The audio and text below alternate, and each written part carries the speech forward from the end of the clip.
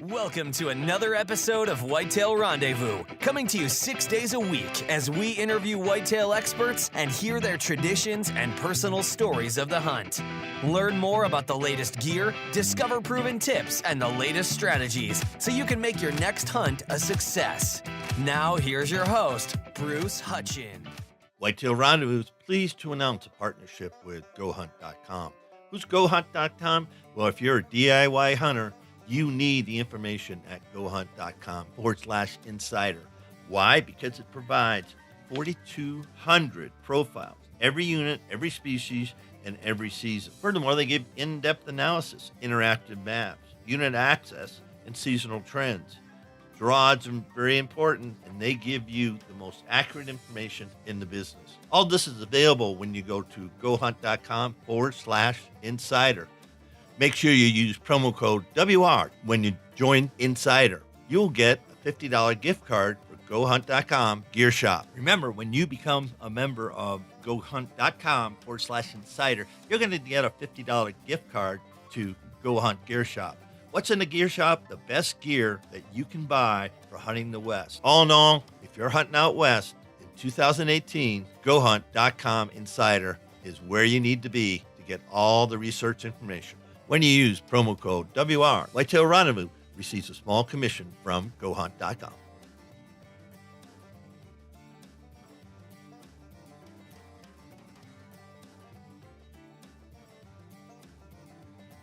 Welcome to the second installment of Land Management with Land and Legacy, sponsored by, provided by, offered by Whitetail Rendezvous podcast. And I have Matt Dye, who is the owner. He and Adam Keith own Land and Legacy.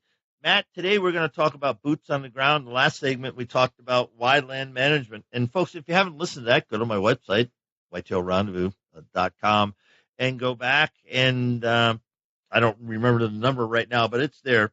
And just look for this mini series and, listen to that because that'll help you understand what we're going to talk about today, boots on the ground.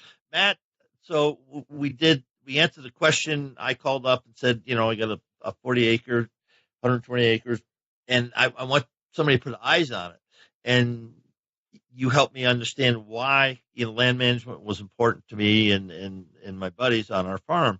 Now we're going to go boots on the ground. So tell us about that process in the next 20, 30 minutes.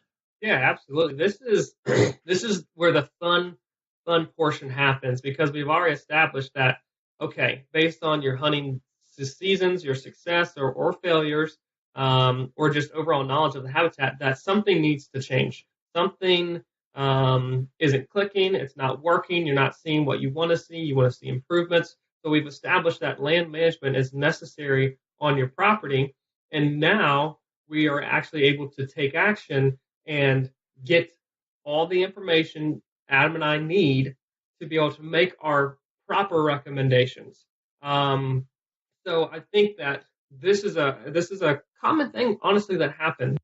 I'm a little, I guess, upset to see it, is where someone posts a map, let's say to social media, and says, I've got this issue, how do I solve it? And then you get a big thread of comments and explanations and such from a lot of folks offering advice, which is great. I like to see people offering advice to those who are looking for it. That's incredible. I think that's honestly what our hunting community needs more of. However, one thing that we have to be careful and mindful of when doing that is understanding that things aren't always what they seem in an aerial photo. If you ever, Bruce, you go out west all the time, you probably looked at aerial photos of properties or portions of public ground and said, oh, that's going to be a great place to find elk, or that's going to be a great place to find sheep. And then you get there and it's different from what you honestly thought your initial thoughts were when you're looking at that aerial photo. Have you ever experienced that? Lots of times. Yeah, I feel like everyone can kind of put themselves in that position. And again, that's why, there's a big difference between just an aerial photo of a property versus being on the ground, boots on the ground approach.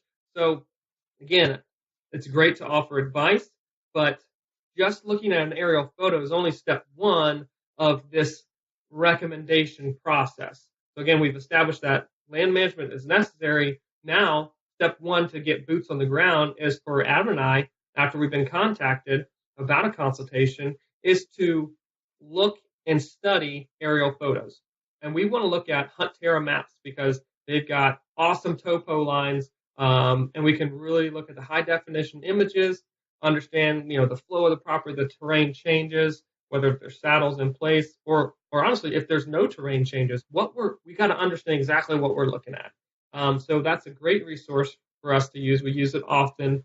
Google Earth is another one, because of the fact that we can go and say, okay, this is the most current image that's on Google Earth, but then we can actually slide it back and backdate it 15 years ago, and then we can understand if and what changes have occurred to that habitat that may point a finger or draw a conclusion to why that hunter is seeing what he's seeing. So let's say 15 years ago, that property was logged. Maybe it was a previous owner, but it was logged. And for the first 7 to 10 years, that hunting right after that harvest was really, really good. There was a lot of food offered, there was a lot of cover offered. But now, because if you go back to that first podcast we just did there, Bruce, you can go back and listen and say, okay, that habitat has changed because I haven't been manipulating it and it's getting out of reach, or the benefit is getting less. And so now my hunting is tailing off too. It's decreasing. My success is decreasing because that habitat is also decreasing. So we can go back and look on that information through Google Earth image, say, okay, well, this is likely why you're seeing what you're seeing or not seeing in the hunting situation because the habitat has changed. So before we get to the property, we want to gather as much information as we can about the property. We'll ask the landowner questions about maybe some neighbors, their experiences, their habitat work thus far. But here's the important thing: is we take that information honestly with a little bit of a grain of salt and keep an open mind. We can infer things based on those maps. That's why we don't make recommendations until we get our boots on the ground. So we've gathered our information, we go to the property, and now we're at the property. And we want to see 90+% of this property because we know the value of the recommendations that need to be made, and we know the implications of poorly suggested information. And we don't want to make that mistake. So again, we don't want to simply look at an aerial photo ahead of time and be like, okay, well, this is going to have to happen, this is going to have to happen, and we're going to place it here. Let's just go spend some time on property. It's not like that at all for us.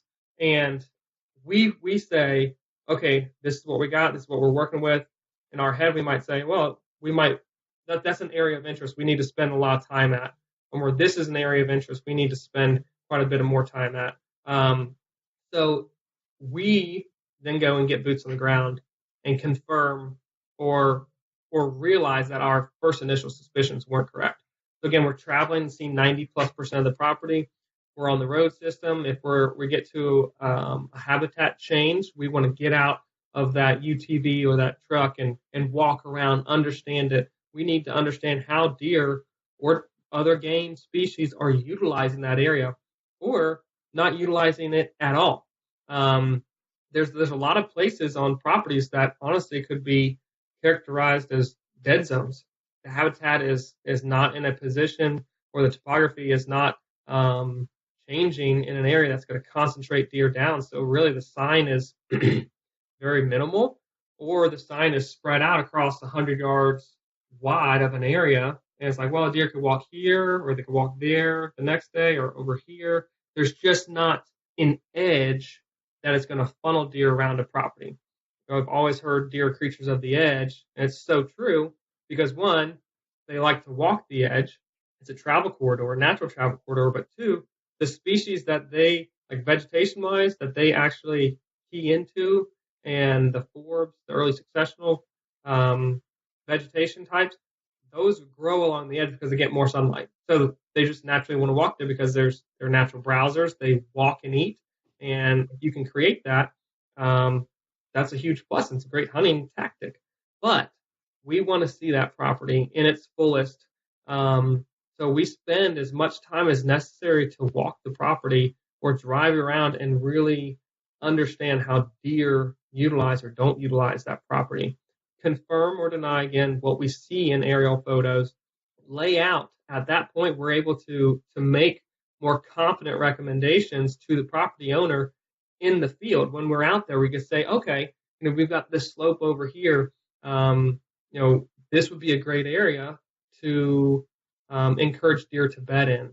And it may seem kind of weird to put deer off of a slope. Why not put them down in the bottom, or why not let them bed on the ridgetop? Well, for one reason, it's easiest for us to walk along a ridgetop. It's easiest for access. Road systems typically are along ridgetops. So I don't want deer to be bedded where I'm going to be walking most of my time. And again, ridgetops, the scent and the way the wind blows is a lot more consistent. So I can consistently hunt that area and bank on, okay, it says I've got a west wind. It's actually blowing with a west wind. It's not swirling.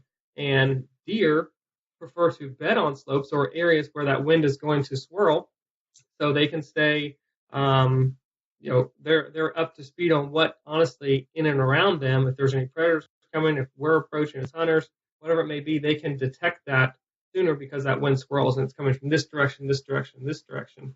So that slope, once we get in there and see it, we can lay out a bedding area thicket and suggest that habitat manipulation be done there, because maybe it's in a closer proximity to a food plot, or maybe we can put another bedding area thicket on the other side of the ridge, and we're going to get deer crossing back and forth, and a hunter can access that area that they're going to be crossing back and forth.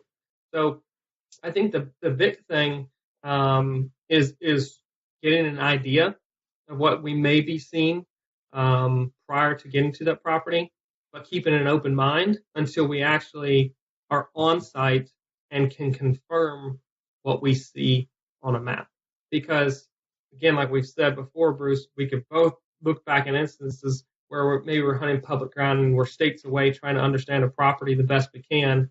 And then we get there, we're like, oh, this was going to be a great spot. But in all reality, it's not very good at all. So I'm going to X that off the map and go on. But that map or that aerial photo didn't basically tell all the truths of that specific area. So again, we gotta be mindful of making recommendations prior to getting on site.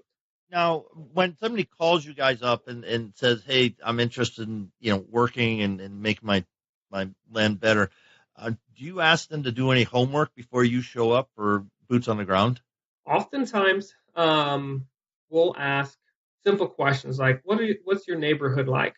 Or I honestly try, or Adam and I try not to ask too many questions, because again, we still want that open mind as we go to the property. We want enough information, but not too much that we try in our head and get ahead of ourselves and think, okay, well, this could happen or this could happen. We're going to experience this. No, let's just sit back honestly and wait until we get there and confirm everything. But it might be simple questions, like I said, of, has the timber been harvested recently? How many acres of food plots do you have currently? And what's the overall neighborhood like? Is there a lot of hunting pressure around you? Simple questions like that. And then from there, usually when we get on site, we sit down over a map and discuss all that process again. We want to really understand, okay, this is that neighbor that you referred to in your email. Oh, this is that farm you talked about that just ran cattle all year round throughout the timber. So it's a really kind of a dead area over there. Go through that process again. But the questions leading into a consultation are really simple. And again, it's just for Adam and I as consultants to keep an open mind and then confirm everything once we get on site. And honestly, we kind of have to give the disclosure sometimes to some landowners as we're touring around, as we're walking around and seeing the property. That's Adam and my time. That's us taking inventory. That's us saying, okay, yep, this is here, this is that habitat type, this needs to change, this is poor habitat, this is good habitat. Basically putting it all in our heads. So sometimes we walk around or we're driving around and we're just kind of quiet. and they're kind of like looking at us like, are you good? Are you seeing, do you need to stop? Do you need to see more? Like, hey, no, we're good. We're taking inventory. We're cataloging all this information. So then we can get back to our office or on the ride home where Adam and I discuss the property. And that's when really all the plans just kind of come out. So we can make strong recommendations in the field, but really that concrete recommendation comes after we even leave a property because we've seen it. Adam and I have conversations, and sometimes, Bruce, honestly, we may not agree on exactly what may need to happen or the exact placement of a bed and area thick or the exact timing that this timber needs to be harvested or whatever it may be. We may not necessarily agree. So then we sit down again over a map and go over things and see how that would affect this versus that and the manipulation of everything over time. What's going to be the best scenario? So I hope that makes sense as to kind of our process as a land and wildlife consultant, the thought processes that we go through and the actions that we take, and then what comes of the actual plan and how that's developed kind of through time from the initial contact that someone, whether they email us or find us on Facebook or Instagram, whatever it may be, or they've listened to our podcast, however they contact us, these are the steps that we take to finally make the proper recommendations. Because, Bruce, I know we've had a lot of conversations about making, honestly, the best choices that we can for the habitat, because a lot of times the land, it may have been passed down from generations, or you may have just bought a property and you want to then pass it down to your kids. So the decisions that you make can last your lifetime. They can last and influence your children's lifetime when the property is turned over to them. So our recommendations that we make, honestly, we take them to heart, and we want to make sure that when we say something, that it's the right steps. It's the right path for you to take to experience and reach your goals on your property. It's not, oh yeah, you could do that here and hinge cut all this whole woodlot. That's not a technique that we're going to suggest, because that's going to drastically influence the timber value, the productivity of that woodlot for many, many years to come. That woodlot will likely never, ever look the same. So we've got to understand the implications of the techniques, but also understand the end result and what's going to look like, not only 2 years down the road, but 20 years down the road. Because again, these are resources, and resources need to be managed, not simply destroyed or left alone. We've got to find that middle ground, and that's where and why Adam and I love what we do, because we take that time to walk a property, to make those recommendations, for us to talk through it and look over a map and build a custom map for a property and write out a management plan that makes sense for that landowner, his family, to reach their stated goals, whether it may just be simply have more opportunity to harvest deer, maybe not even a specific caliber of deer, or maybe it's a lot of our clients also have kids, and like I want to have the opportunity to chase just at least one mature buck on the property, but then my kids be successful, they can shoot whatever they want. Or it's the guy I'm strictly a trophy hunter, I want the most mature deer, or I just want the most deer, whatever it may be. We need to make the suggestions that are going to allow them and their property to reach those goals. I think about, you mentioned, timber harvest, and on every woodlot, there's value not only in just the ground, but in the timber.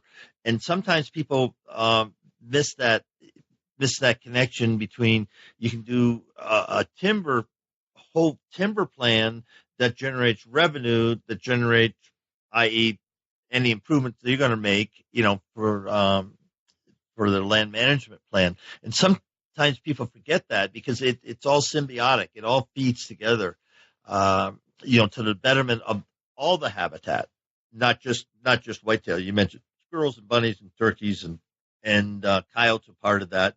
Predators are part of that. So and all the birds, and it's just tremendous.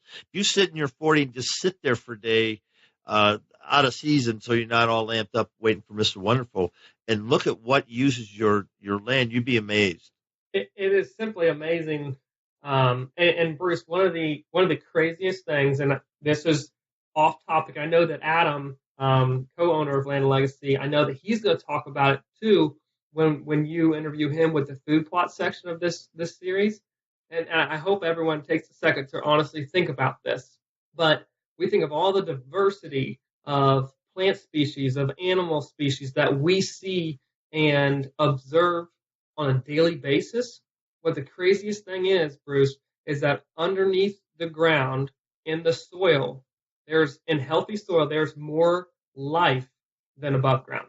It is microscopic, it is bacteria, it is fungi, but that diversity in the soil allows us to see and experience what happens above the ground. But that base, that foundation, is more diverse than what we can even experience and see. Again, it's microscopic, but it's still life, and it's still the foundation that gives us the ability to, whether it is manage the deer, manage the timber, just enjoy creation with kids. That basis is even more diverse than what we see. I oftentimes have to stop and think about that, and just, I guess, in amazement, like, that's incredible. Yeah, it is. And every earthworm and beetle and bug and plant and root systems, you think of all that, if that's healthy, your above ground stuff is healthy. That's not healthy. If that's dead, well, you're screwed. That's true. Or just you have to amend the soil more, or you have to put more into it, and then your crop, if you will, is just limited. So that's a whole nother topic. I know Adam will talk about it. So if you're interested in that kind of stuff, be sure to listen to that podcast with Bruce as well. But it's still fun to think about. Well, it is. And I think, boots on the ground, we're creatures of habit. And the older we get, the more habit we are because, I don't want to climb that ridge or whatever. And so, things change. As the land changes, you change, but the terrain stays the same. And by boots on the ground, you can really see that. And I like what you said about, the wind swirls, because sometimes people will understand and it works fine, then all of a sudden they start to get busted. What happened is one tree got blown over, one tree died, is no longer there. So it changed the whole wind flow coming off that ridge or the bump or whatever you want to call it, and they didn't realize it. Yep. We've got to, and honestly, a lot of times, some of the clients that we have, Bruce, have been doing habitat management for years. They've been managing their property and doing a fine job of it. However, through time, things change. And sometimes it's for the good, sometimes it's for the bad.